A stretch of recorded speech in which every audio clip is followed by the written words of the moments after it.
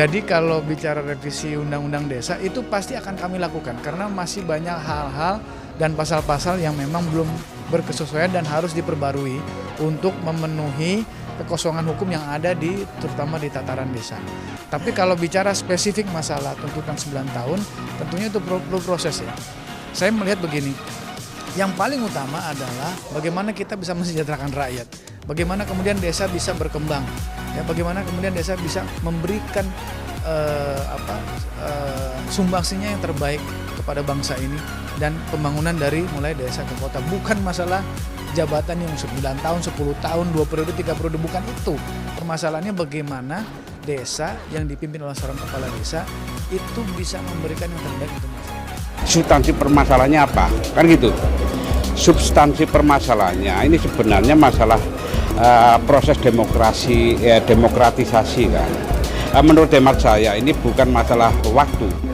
Ini kan yang sangat penting, sangat mendasar bagaimana kita membangun proses demokrasi di tingkat desa. Ini menjadi contoh untuk elit di tingkat kabupaten, provinsi maupun pusat. Ini harus pematangan demokrasi harus dikerjakan dengan cara apa? Ya tetap 6 tahun, jabatan 6 tahun. 9 tahun mau apa? Terlalu lama. Ini sirkulasi elit desa ini kan harus bergantian dan juga pematangan demokrasi di tingkat masyarakat desa berjalan. Ini kan persoalan karena kesinambungan pembangunan. Kan katanya begitu kan. Kesinambungan pembangunan bukan tertumpu pada orang per orang, tapi sistem demokrasi. Dan ini menurut saya untuk pematangan pembangunan dan sebagainya ini perlu digalakkan, ditingkatkan perannya itu adalah balai pemerintahan desa di daerah. Balai pemerintahan desa di daerah itu adalah kepanjangan tangan dari Kementerian Dalam Negeri. Ini yang seharusnya ditingkatkan perannya, termasuk eselonnya, supaya apa? Bisa menjadi fasilitator pemerintahan desa, baik kepala desa dan jajarannya maupun LPM dan sebagainya. Ini menjadi lebih baik, pembangunannya lebih cepat. Ini kan mengalami percepatan, ya. Nah, nanti seharusnya pembangunan yang baik itu kan semakin kecil lokusnya itu semakin baik. Artinya konsentrasi fokus terhadap pembangunan itu makin kecil pasti makin akan cepat tumbuhnya. Nah, artinya desa sebagai entitas terkecil itu juga harus siap untuk menjadi lokus dan fokus pembangunan yang mendorong percepatan pembangunan seluruh Indonesia.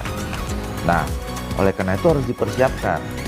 Karena apa? Karena sekarang juga faktanya kita bisa lihat salah satu yang sering saya kasih contoh ya, ada badan dulu waktu zaman di masa yang lalu kita hanya mengenal Badan Usaha Milik Nasional (BUMN). Sejak reformasi kita mengenal Badan Usaha Milik Daerah, ya, cuman hanya di tingkat sampai kabupaten kota. Sekarang ada Badan Usaha Milik Desa. Jadi artinya dalam rangka untuk mempercepat pembangunan itu, desa juga nggak bisa menolak, suka atau tidak suka, mau tidak mau, institusi-institusi yang mempercepat pembangunan itu akan hadir di desa. Nah, untuk mempersiapkannya itu kita harus membangun sistem. Nah, sistem itu melalui peraturan. Nah, namanya undang-undang. Nah, kita punya undang-undang desa, undang-undang nomor 14.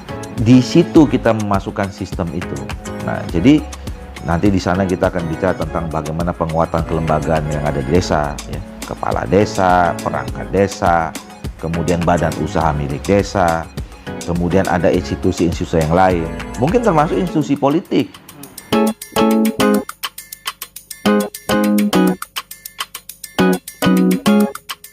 Dengan tuntutan revisi Undang-Undang tentang desa. Revisi tentang Undang-Undang desa itu menurut saya adalah suatu alasan yang logis, terutama karena kepala desa itu adalah satuan pemerintah terdepan dari semua urusan publik di Republik ini. Jadi permintaan perpanjangan masa jabatan dari 6 menjadi 9 tahun sebenarnya tidak merubah apa-apa.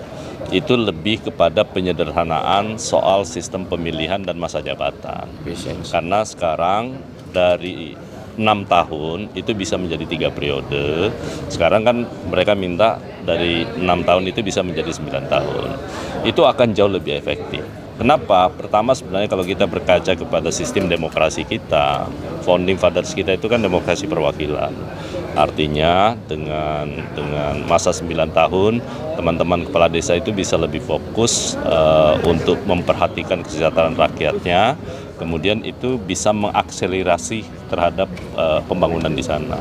Jadi itu akan jauh lebih baik. Dan itu tadi kita sudah janjikan, akan segera kita masukkan dalam prolegnas, kemudian akan kita inisiasi untuk melakukan pembahasan terkait dengan undang-undang desa.